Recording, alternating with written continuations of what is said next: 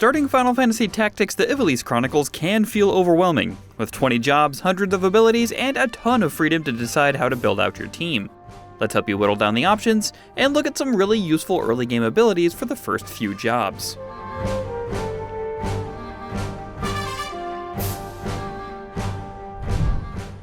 You can learn any job at any time as long as you fulfill the previous job's requirements, but many classes' usefulness is gated by when equipment becomes available in the story. For this reason, jobs like Dragoon or Samurai aren't worth reaching for early on, because the weapons you need to really make use of them can't be obtained yet. So we'll be focusing on 6 early game jobs with readily available gear: Squire, Chemist, Knight, Archer, Monk, and Black Mage. Squires might be the starting class for most characters, but that doesn't diminish their usefulness, especially when their skills are used to level other classes. I often have Fundaments, the Squire set of action abilities, set as my secondary commands late into playthroughs of Final Fantasy Tactics. The most important action abilities are Focus, I am a Beowulf, Throw Stone, I don't miss, and Rush. Focus is a very quick self-use ability that increases your physical attack by 1. That doesn't seem great at first glance, but it also gives you a fast command you can always perform to help level your character. Early on in battles, rather than overextend past your healers, you can hold your team back and have everyone focus while the battle comes to you, and continue to heal if peppered by long-range units or melee units that get too close. By the time the enemy gets there, you'll be hitting for a lot more than when you started, and will have gained a ton of experience and JP in the meantime. Throw Stone is another important action ability, and it does just what it sounds like: throws a rock at a nearby unit. Stones don't do a ton of damage, although they do scale a physical attack, so Focus makes them stronger, but it will be your primary way of dealing damage from a distance until you start using more archers, and you can throw stones at allies to gain experience if you haven't yet learned Focus. Rush is an attack that only reaches one square and has the chance to do higher or lower damage than shown on screen, but can knock enemies back or off the sides of cliffs, and can't be blocked, dodged, or provoke a counter. Use it to secure a kill on a critical enemy, or to avoid being hit back. Fall!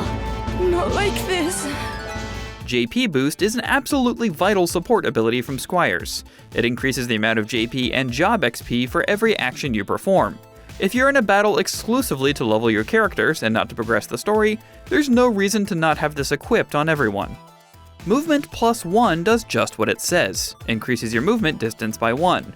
Used in conjunction with Battle Boots, an early game accessory, this will greatly stretch the ground you're able to move across. This is the best way to increase that distance until you learn Movement +2 after unlocking Thief. Tailwind, a Ramza specific ability, increases a nearby unit's speed by 1. This makes Ramza a great support unit, as he can help a party member that's flagging behind the rest of the team in experience, giving them extra turns to catch up.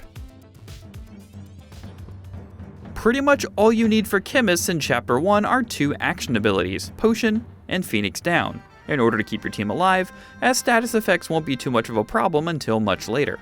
But the reaction ability Auto Potion and the support ability Throw Items can be very useful. Auto Potion gives you a high chance of automatically healing yourself in a response to damage, and is a great way to keep your Chemists alive, as they're your primary healers early on. Keep in mind this does dip into your own stock of potions, meaning it can be easy to run out if you don't buy more. The lowest quality potion available is what will be used, so when you're beyond the point when restoring 30 HP isn't enough, sell all your regular potions while keeping some high potions so you'll use those instead, and then do the same for X potions. But early on, regular potions are plenty. Throw Items is an innate ability for Chemists, meaning they don't have to learn and equip it in order to actually throw items. But for anyone who isn't a Chemist, this greatly extends the range at which you can heal or revive allies. Keep in mind that this ability works as a line of sight. If there's an obstacle in the way, the item won't reach your target. A quick note before we move on. Chemists become much more useful again once guns are introduced as a weapon type. That's a great time to switch some units back to this job, as that's around when you'll start to need better healing items as well. This early in the story, there aren't too many abilities that are vital for a knight, as you'll primarily want to use them for their innately high attack and defense, and their skills can be inaccurate. You can use them to grind out levels, as you can utilize Ren's speed, ensure enemies hardly ever get a turn, so you can do what you want, but it's really not vital. There is a monk ability, however, that is incredibly useful for knights, which we'll get to in the monk section. Since all archer action abilities are just variations of the aim command, what we're focusing on here is one support ability, Concentration, and one reaction ability, Speed Surge. Concentration ensures that physical attacks will always hit your target, making archers much more stable when facing enemies with high physical parry and evasion rates. It's also incredibly useful cross-class since it raises the success rate of Knight and Thief abilities to classes with inaccurate commands. Speed Surge is a reaction ability that increases your speed every time you're attacked by an enemy. This doesn't seem very useful at first, but given that bows, daggers, and ninja blades all scale off a unit's speed, you'll be increasing the attack power of anyone using those weapons as well. Monks might be one of the best classes in the game as they hit really hard, have a ton of utility, and several vital cross-class skills. Unfortunately, some of their better abilities take quite a bit of JP. Let's cover action abilities first. Aura Blast and Shockwave are two different ways to attack from a distance. Aura Blast hits a single target from 3 tiles away, and Shockwave hits everyone in a line at a distance of 8 tiles, as long as their elevations don't deviate by more than 2. It also won't hit anyone with a float status since it comes up from the ground, but you'll rarely encounter that status this early on. Chakra is a 100% success rate instant healing ability that restores HP and MP to the unit who casts it, as well as anyone next to the monk, and it scales off that monk's attack power. The only caveat is that it won't spread across even minor elevation changes, so make sure you're at the same height with someone you're trying to heal. Revive will bring someone in the space next to you back to life, but doesn't have a 100% success rate. Still, it can be a godsend when your Chemist is down, or a unit's about to disappear permanently because your healer can't get to them in time. For reaction abilities, Counter returns a physical attack with your own physical attack, making this great for anyone dealing with a lot of melee strikes. Just don't have it equipped when trying to stay in a battle to level, as it can prematurely end engagements. Brawler lets you attack without the use of a weapon and maintain your physical attack power.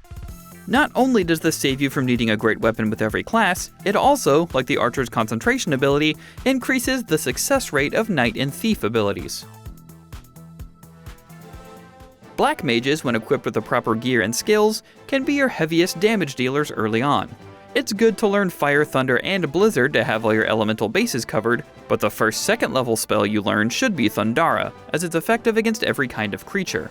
For a support ability, you'll want Magic Boost, as that increases magic damage, as well as increases the success rate of abilities that rely on magic attack power. This is a must for mages who want to deal the most damage possible. And those abilities should take you through Chapter 1 and probably a bit into Chapter 2. Honestly, there's a whole bunch more I could keep talking about, but these are great to get you started, and often are very useful well into Final Fantasy Tactics. For more on this remade RPG classic, keep it right here on IGN.